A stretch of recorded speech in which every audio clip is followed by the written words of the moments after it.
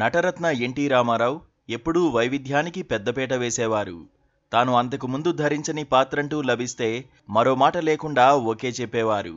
కోట్లాది అభిమానులను తన అభినయంతో అలరించిన అన్న ఎన్టీఆర్ ఓ చిత్రంలో సినిమా స్టారుగానే కనిపించడం 50 ఏళ్ల క్రితం విశేషంగా ముచ్చటించుకున్నారు.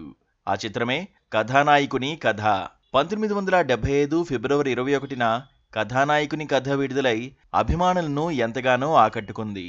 ఈ చిత్రంతోనే ప్రముఖ నిర్మాత కె. దేవి వరప్రసాద్ పరిచయం కావడం విశేషం. తారక రామ పిక్చర్స్ పతాకంపై రూపొందించిన ఈ సినిమా పోస్టర్లో కె.డి.వి. ప్రసాద్గా నిర్మాత పేరు దర్శనమిస్తుంది. టైటిల్ కార్డ్స్లో మాత్రం కె. దేవి వరప్రసాద్ అనే వేశారు. డి. యోగానంద్ దర్శకత్వంలో రూపొందిన ఈ చిత్రంలో వాణిశ్రీ నాయిక కాగా భారతి మరో ముఖ్య భూమిక పోషించారు.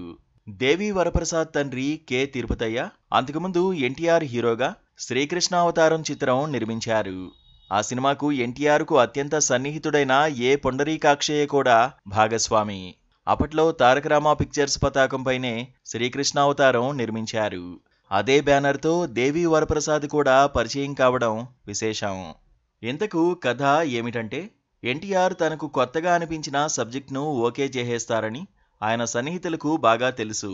ఎన్టీఆర్తో సినిమా అనేసరికి ఓ వైవిధ్యమైన కథను రూపొందించాలని ఆశించారు. రచయిత మోదుకూరి జాన్సన్ సహకారంతో కథానాయకుని కథ స్క్రిప్ట్ రూపొందించారు.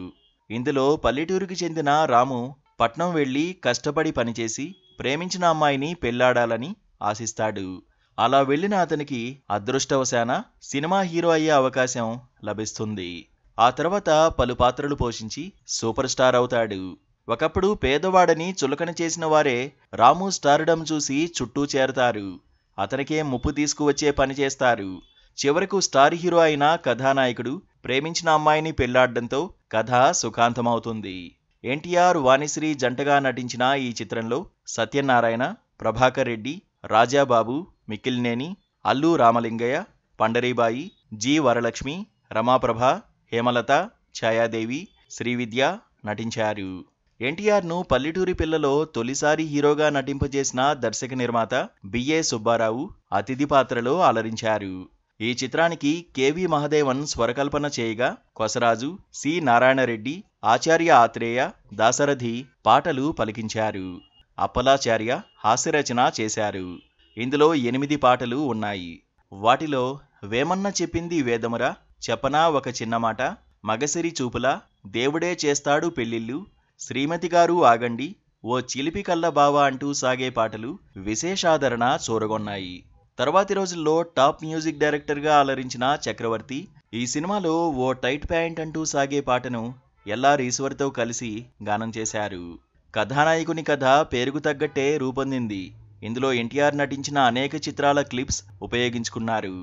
ఆ క్లిప్స్ అభిమానులను విశేషంగా అలరించాయి. దాంతో చూసిన వారే మళ్లీ మళ్లీ కథానాయకుని కథను తిలకిస్తూ సాగారు. ఇక ఈ సినిమాలో సందర్భానుసారంగా కథానాయకుడు సినిమా స్టార్ అయిన తర్వాత తన ఊరికి తిరిగొస్తాడు. ఆ సమయంలో అతనికి జనం బ్రహ్మరథం పట్టేలా సీన్ ఉంటుంది.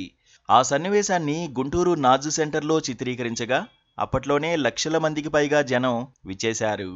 ఆ రోజుల్లో సినిమా వార్తలకు దినపత్రికల్లో అంతగా ప్రాముఖ్యం ఉండేది కాదు.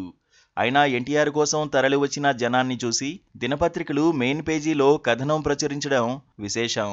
ఇక ఈ సినిమాలో హీరోను చూసి దర్శకుని పాత్రలో కనిపించిన బి.ఏ. సుబ్బారావు, చూడు నేను చెప్పినట్టు వింటే ఎన్టీ రామారావులా గొప్ప హీరో అయిపోతావని అంటారు.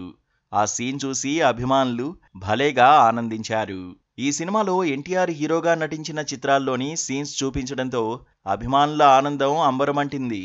జయసింహలోని హీరో ఫైటింగ్ సీన్, భీష్మలో సర్వసేనానిగా నియమితుడైన భీష్ముడు దుర్యోధనునికి ఉత్సాహం కలిగించే దృశ్యం, సీతారామ కళ్యాణంలో లంకాధీసుని సభ, శ్రీకృష్ణావతారంలో విశ్వరూపం సీన్, పాండవ వనవాసంలోని దారుణీ రాజ్య సంపద పద్యం చెప్పే సన్నివేశం, శ్రీకృష్ణ పాండవీయంలో దుర్యోధనుని పరిచయ దృశ్యం కనిపిస్తాయి. తర్వాత భలే తమ్ముడ్లోని నేడే ఈనాడే సాంగులోని కొంత భాగము తెరపై తళుక్కుమని పులకింపజేస్తుంది. ఇవన్నీ వరుసగా కనువిందు చేయగానే కథానుగుణంగా రక్త సంబంధంలోని క్లైమాక్స్ సీన్ చూపించారు. ఇక ఎన్టీఆర్కు వీపుపై ఎడమ భుజం కింద ఉండే పెద్ద పుట్టుమచ్చను ఆధారం చేసుకుని అనేక చిత్రకథలు రూపొందాయి. అదే తీరున ఇందులోనూ ఓ సీన్ ఉంది. అదే సన్నివేశంలో ఎన్టీఆర్ కర్ణుడిగా కనిపిస్తారు. కర్ణుడు కుంతికి వరమిచ్చే సీన్ అది. అక్కడే ఎన్టీఆర్ పుట్టుమచ్చ సీన్ను అద్భుతంగా జోడించారు. అదే సీన్లో కుంతి పాత్రధారి నోట దానవీర సూరకర్ణుడివై యశస్వివై వర్ధిల్లు నాయనా అనే మాటలు పలికించారు. అప్పటికే ఎన్టీఆర్ తాను దానవీర సూరకర్ణ చిత్రం తెరకెక్కిస్తానని ప్రకటించి ఉండడంతో ఆ సినిమాపై ఆసక్తి అక్కడ్నుంచే జనాల్లో మొదలైందని చెప్పవచ్చు. అయితే ఎన్టీఆర్ హీరోగా బిజీ కావడం వల్ల దానవీర సూరకర్ణ షూటింగ్ ఎప్పటికప్పుడు వాయిదాలు చూసింది. చివరకు 1976లో షూటింగ్ మొదలై కేవలం 45 పని దినాల్లో పూర్తయింది. తెలుగులో అతి నిడివిగల చిత్రంగానూ నిలిచింది. ఎన్టీఆర్ త్రిపాత్రాభినయం ఎస్సెట్గా దానవీర సూరకర్ణ 1977 సంక్రాంతి కానుకగా వచ్చి అఖండ విజయం సాధించింది. ఏదేమైనా దానవీర సూరకర్ణకు బీజం వేసిన కథానాయకుని కథ చిత్రం మంచి ఆదరణ చూరగొంది. అభిమానులను విశేషంగా అలరించింది. రిపీట్ రన్స్లోనూ ఫ్యాన్స్ను మురిపించింది.